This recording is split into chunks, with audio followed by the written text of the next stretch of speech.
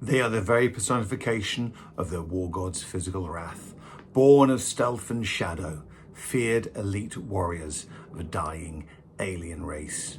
Each has spent centuries honing their unique arts of war, willing to lay down their lives defending their craft world homes. Each of their deaths is a tragedy, millennia in the making. They are the Striking Scorpions.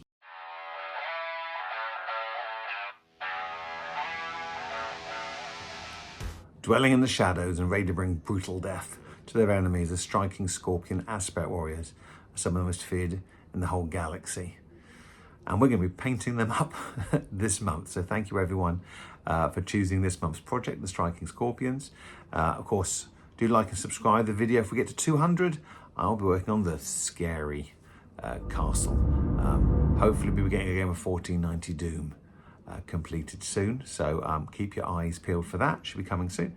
But first of all, let's have a little look at the history of Striking Scorpions.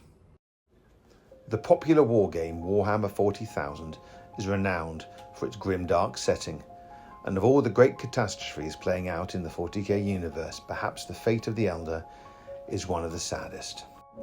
The Eldar, a race of ancient space elves who once ruled the universe with their advanced alien technologies before the first humans had evolved from monkeys. They were the first race created with psychic abilities by an even more ancient race to fight a war, but they had been created with a terrible flaw built into their very being. Each of the Eldar's psychic abilities were powered by a terrible energy. Their soul was linked to a parallel universe called the Warp, one built of raw emotion, where dark creatures were born from those dark emotions. The Eldar race was fueled by obsession and wild passions, which reached a crescendo with the Fall, an event of seismic galactic scale as the Eldar's excess, passions and hubris birthed a chaos god, Slaanesh, she who thirsts. In a moment, the very heart of the Eldar's galactic empire was rent open as the warp flooded the physical universe, and Slaanesh consumed billions of Eldar souls. Slaanesh immediately began hunting down the Eldar gods and consuming their power. The war god Cain was one of the handful of gods to survive the destruction of the Eldar pantheon. A few of the Eldar escaped the calamity, some on giant spaceships called craft worlds. Their society now shattered and splintered, with the souls of Eldar continually preyed upon by Slaanesh, the great enemy. Knowing that their passions could consume them and bring about another great tragedy, they looked to control their obsessions with focused paths, including the path of the warrior. This would teach them the arts of war and destruction, but control their emotions through ritual and psychological distancing their minds, literally donning a war mask to ensure the safety of their very souls. There are many paths an Eldar can follow, called aspects, each dedicated to a unique form of warfare, a different aspect of their war god Cain. Each aspect is a shrine dedicated to teaching their own unique methods of warfare, a different fast of Cain, a different tactical speciality. It's from these shrines emerge the Aspect Warriors. Clad in powerful armor and equipped with unique weaponry and with skills mastered on 1,000 battlefields, they are ready to defend their homes against the encroaching tide of enemies and one day rebuild the Eldar Empire. Amongst the most feared are the Striking Scorpions.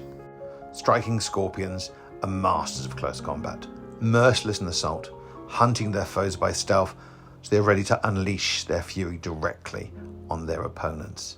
They embody the very wrath of Cain. Ideal for infiltration, they remain undetected till ready to fall upon their prey, armed with deadly scorpion chainswords and shuriken pistols for maximum carnage in close range, and with their helmets fitted with precision Mandy blasters, capable of firing a series of short-range laser blasts directly at their foes. Amongst the most physically powerful Eldar, they are capable of delivering lethal blows in melee, as well as wearing much heavier protective armor. Their armor is always green, often marked with black or orange, depending on the exact shrine of origin. They truly are deadly warriors. So, that should be easy to bring to the tabletop, right? So I've done some prep work on the models already. I'm going to show you those in just a second. Let's have a look at what I've done and just talk through what my next steps are going to be for next week. So let's go top down. So here we are. I put them in some paint stripper. Was it bio stripper it's called? Cleaned them off as best as I could. They were quite old. These are 3rd edition striking scorpions. Probably my least favourite striking scorpions, but I got them for free from my friend James. So I love them because the price is right and it's nice to get a gift from a friend. These ones tend to fall over a lot. That's an issue. So you can see obviously on the original 25 mils, but I put them on the larger, was it the 32 mils bases, so they don't fall over. This is one of my favorites. This guy has hurt his ankle and is holding his ankle. I don't know who sculpted that. It's like, yeah, we should definitely have a fearsome space warrior just holding his badly hurt ankle. Maybe it's for the World Cup. He's trying to get a foul, get a yellow card on his opponent, and maybe a penalty. But yeah, again, putting the larger bases on, these ones are terrible because they lean so far forward. Need to stabilise them with the larger bases. So I've done that. There was 5 of them, and of course a warlock. I put some spare green stuff. I was doing some green stuff work the other day, so I popped it on his base just so when I do cover it, it will be just a bit more texture to the base, which is always welcome.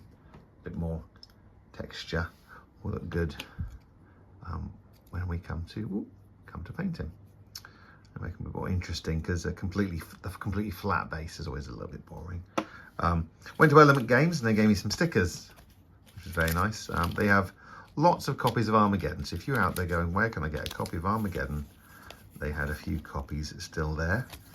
I did not buy Armageddon because I haven't got the money, to be fair, but I did pick up some soft tone and strong skin shade. Now, there used to be I think a flesh tone, but I couldn't seem to find it, so I guess it's been discontinued, as happened. So if you like a paint, this is just a reminder, if you do like a paint that you see out there, then pick it up while you can, because I've almost run out and now I found out it doesn't exist anymore.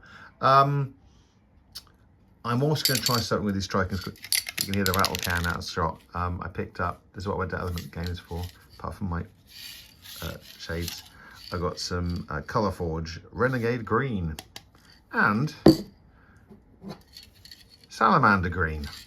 So I'm going to spray them black, and like I did with this lictor. Which lictor you say? I mean this lictor, where I sprayed with one colour and then sprayed with another colour to get this interesting effect. What I'm going to do is I'm going to spray these guys black, then I'm going to spray them with the dark green, and then use the light green as like a highlight. So we're going to get from dark black through to dark green to the light green, and I think that's going to give us quite a good effect.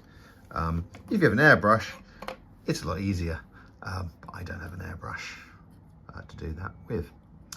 So that's where we're up to now. They're assembled, they are based. Well, they've got bases on, I haven't finished this, but we're going to give them a try out this method here with the spray cans. I've been very pleased actually with Colour Forge when I've used them previously on things, so I think will be pretty good for these guys too. But stay tuned, I'll catch up with you soon. Thanks everyone. Thanks for watching. Please like and subscribe.